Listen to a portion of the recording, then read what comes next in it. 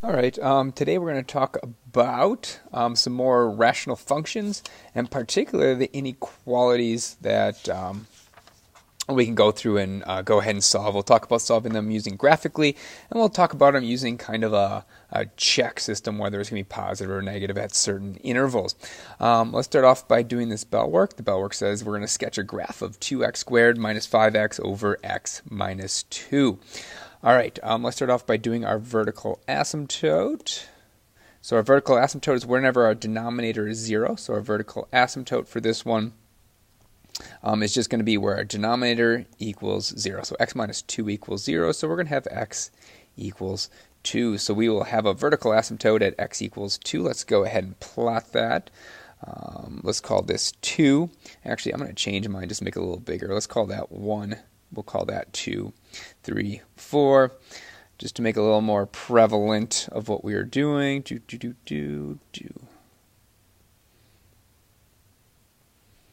Don't always have to use the graph that is given to us. Make it a little bigger because we don't need it to be that tiny. All right, so we are going to put a vertical asymptote at x equals 2, which is going to look just like this. That is our x equals 2. Okay, now let's tackle our horizontal asymptote. Well, our horizontal asymptote, if you notice, it's bigger on top. That is our bigger on top, which means there are none. That means there's a slant asymptote. Whenever there's a slant asymptote, you are going to divide your denominator by your numerator. I'm going to go ahead and use synthetic division. So x minus 2, if it goes into it, would mean I'm dividing by a positive 2. So positive 2, we have 2x squared. We have a negative 5x, and our constant is 0. When we carry that down, we have 2. 2 times 2 is 4. Negative 5 plus 4 is negative 1.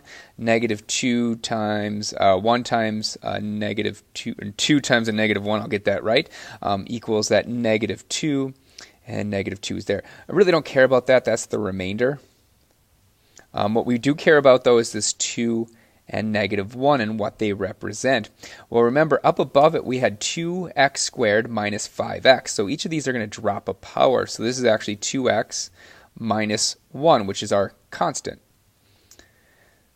So our slant asymptote is going to be y equals 2x minus 1. So that is, it has a y-intercept at negative 1. And then it's going to have a slope of 2, so that means it's going to go up 2 over 1. It's going to go up 2 over 1. So our slant asymptote is going to look like that. Now what I have to do is I need to figure out, is the graph in this section or is it in this section? So we're going to go ahead and plot 0. We'll plug the point 0 in because that will get us what we need to do there. So x, y, let's plug in 0. If I'd plug in 0, we'd actually get 0 on top, because we have 0 minus 0. Well, that'd be 0 over negative 2, which is still 0, so our y would be 0. So we'd plot the point 0, 0. Let me change my color there. Let's go to purple. So that means this graph is going to stay along these asymptotes and look something like that. All right, now more than likely, our graph is going to look like that. They're almost always opposites of each other. But we should plot a point just to make sure. As long as we have time, might as well plot a point. So I'm going to go ahead and plot the point 3. If you plug 3 into this, you have 2 times 9 minus 15 all over 3 minus 1, which is 1. Well, 2 times 9 is 18 minus 15, which is just going to equal 3. So we're going to plot the point 3, 3. 3, 3 would be about here. Let's go back to that purple. And so I was right, our graph is going to look like that. So if time is in essence, just go opposite sides. But obviously if you have time, check it, because there is the possibility that it could be on the top and bottom. Although very unlikely, most of the time they are on opposite sides, as you will. So if you have time short, just go across the side. All right, let's go right into it. We've already talked about this in previous lessons, and that is our vertical asymptote versus holes. asymptote. I think I said tert. But asymptote versus our wholes, or removable discontinue. All right, both occur for values of x that make the denominator 0. Wholes, however, occur when x minus a is a factor appearing in the denominator and the numerator. So that's when it basically could cancel out. That's why I talked about in lesson 1, whenever I have something like this, I'm going to check to see if I can factor. I'm going to check to see if I can factor the top, and I'm going to see if I can factor the bottom.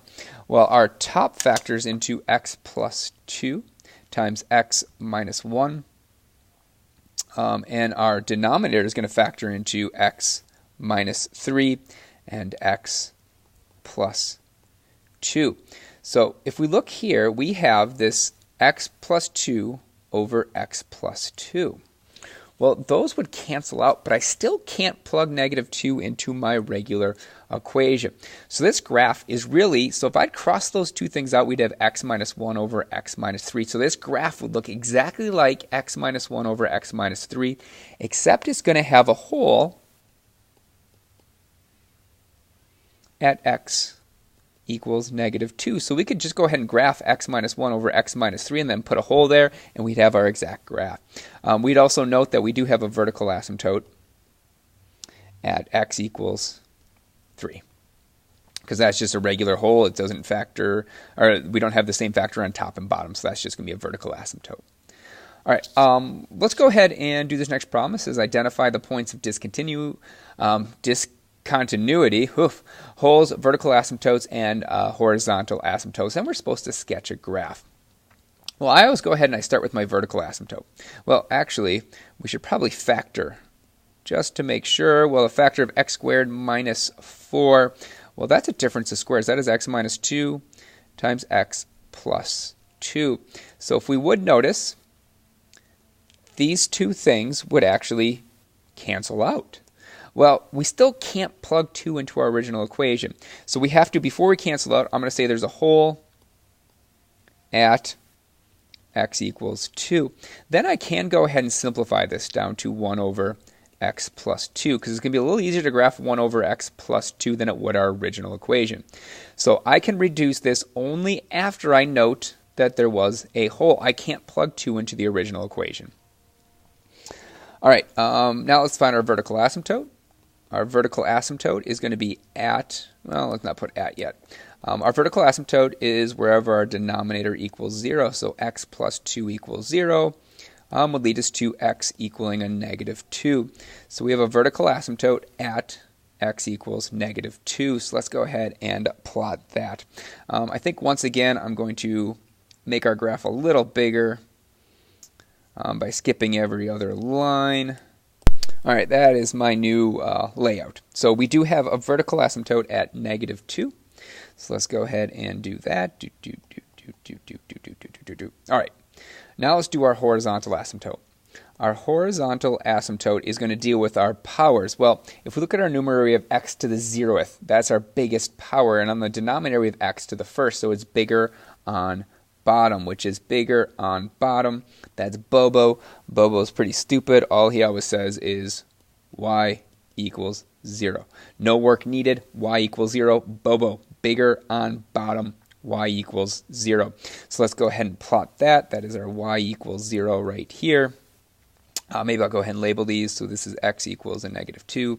This is my y equals 0. Well, the good thing is here, I just have to check 2 points.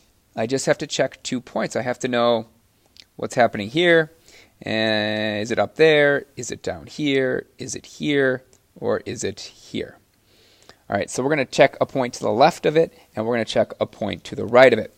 However, we are going to pick a specific point for the right. For left, that's not too hard. So we're going to do our normal check for our left hand. So let's go ahead and do our xy. xy. Left of it, I could do a negative 3, I could do a negative 4, negative 5, negative 6. I'm going to go ahead and just pick negative 3. It's the smallest of it. All right, so when I plug a negative 3 in the denominator, I have negative 3 plus 2, which is a negative 1. We'd have 1 over a negative 1, which gives me negative 1. So let's plot that point, negative 3, negative 1. And so our graph is going to look something like that. All right, when I'm plotting the right-hand side, I do want to note where the hole actually is, because I know there's a hole at x equals 2. So what we're going to do is we're going to actually check the point 2, because that is going to be our hole in our graph. I have to check that point to begin with. I need to know where it is. It's always good to point out where the hole is exactly. So why not just use that point to check where the graph is above or below, because I do have to use that point either way. Well, if I plug that in, we're going to end up with 1 over 4. So we have a hole at 2, 1/4. So that's going to be about here. I have a hole. Well, not only do I know it's a hole, I know which side of the graph it's on. So it's going to look something like that. And now I have my graph. I have my graph and the hole. I'm going to prep this for our next problem. Let's say really quick that it was a different problem. Let's say it said, when is x minus 2 over x squared minus 4 less than 0? Well, if we look at that graph, less than 0 is anything over here. And remember, we do use our x values, so the answer to that would just be negative infinity all the way to our vertical asymptote, which is an x value of negative 2. And we're going to put a parenthesis on it because it's a vertical asymptote. It never reaches it. So negative 2, you can't plug it in, but anything less than that, it will be a negative result. All right, so that's going to lead us into our next step of things, and that is solving rational inequalities. All right, we are going to go ahead and solve x plus 2 over x minus 2, or x plus 3 over x minus 2 is less than or equal to 2. We're also going to state the solution set using interval notation. No matter how I solve this, I do have to set one of the sides equal to 0. If you remember that from our polynomial, we have to set it to 0 so I can look and say, well, we have a positive or a negative versus having to look at basically y equals 2 and is it above or below, which gets a little more complicated. So we're going to go ahead and set the equation equal to 0. Well, that just means I'm going to subtract 2 from both sides. So we are going to have x plus 3 over x minus 2 minus 2 is less than or equal to 0. Well, as it stands, I don't know how to graph that. We need to have a polynomial over a polynomial. So what I need to do is I need to combine those two things together. The only way that's going to happen is if we have a common denominator. So we're going to go ahead and use x minus 2 as our common denominator. So we're going to leave this as x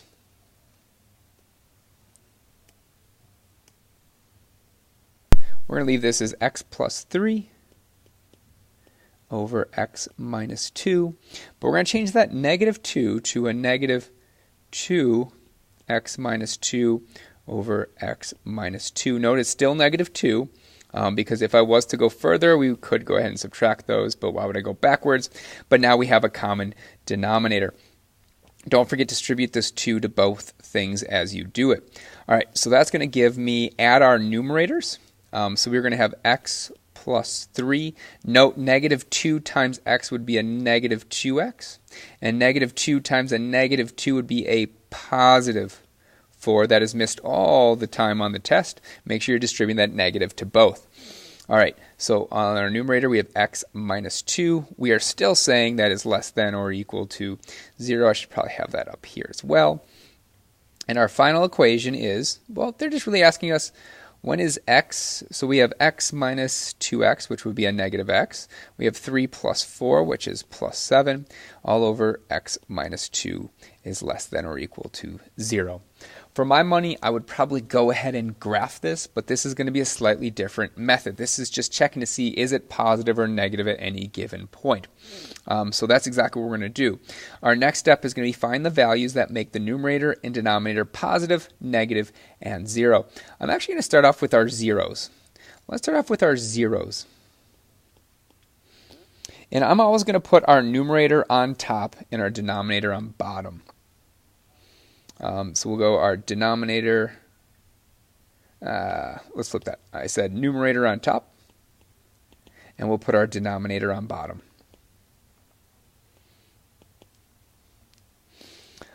So what makes our numerator 0? Well, that's when we have negative x plus 7 equal to 0. Negative x plus 7 equals to 0. That's going to be x equals just the regular old 7. For our denominator, we're going to go ahead and set our denominator equal to 0. That would be x minus 2 equals 0. That would be x equals 2. Note that this one is going to be an error. That is going to be a vertical asymptote, so that does not exist. It does not exist there. For our top one, that is where our graph actually equals 0. All right, then let's talk about when each of these are going to be positive. So when are each of these going to be positive? In other words, when is negative x plus 7 going to be bigger than 0?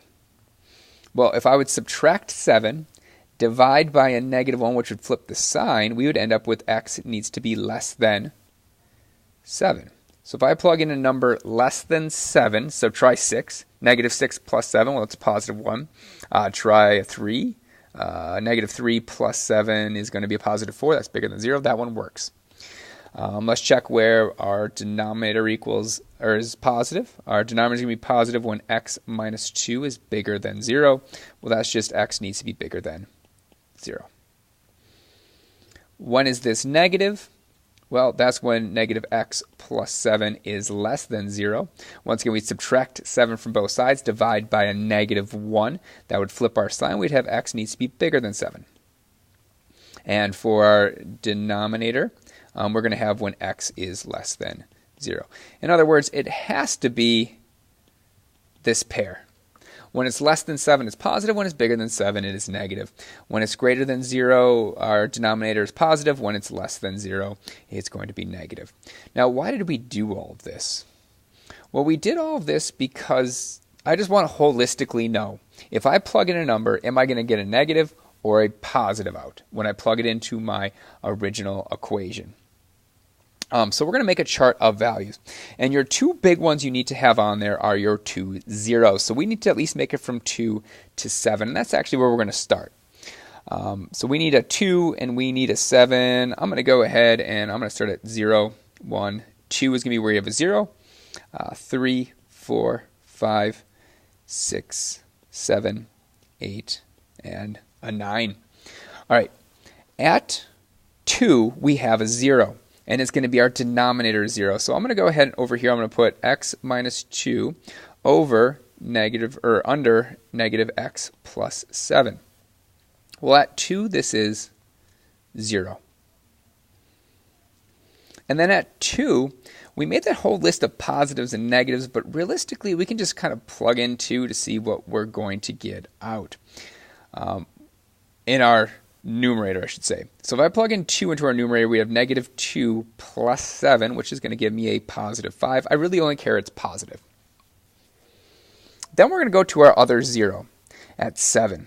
Well, we said our numerator is 0 at 7, and we'd say our denominator, if I plug 7 into my denominator, 7 minus 2 would be a positive 5. I just care about it being positive. Now, the cool way of doing it like this, so we could go back to here and say any time that x is bigger than 7, or x is less than 7, our numerator is going to be positive. So I could go at 7 and just put plus, plus, plus, plus, plus, plus, plus. So we could go on that chart. I really like to start with just our zeros. Your zeros are the point that you could possibly switch from positive to negative. So if we look at this positive right here, I can't switch until I get to that 0. So I will know for a fact that all of these must be positive. When I plug any one of these numbers into my numerator, I need to get a positive out. Now on the other side of our 0, it could either switch to negatives or it could switch to positives, or it could stay as positive. Well, if you plug in 8, negative 8 plus 7, that's going to be a negative. As soon as you find one of these as being negative, they would all be negative.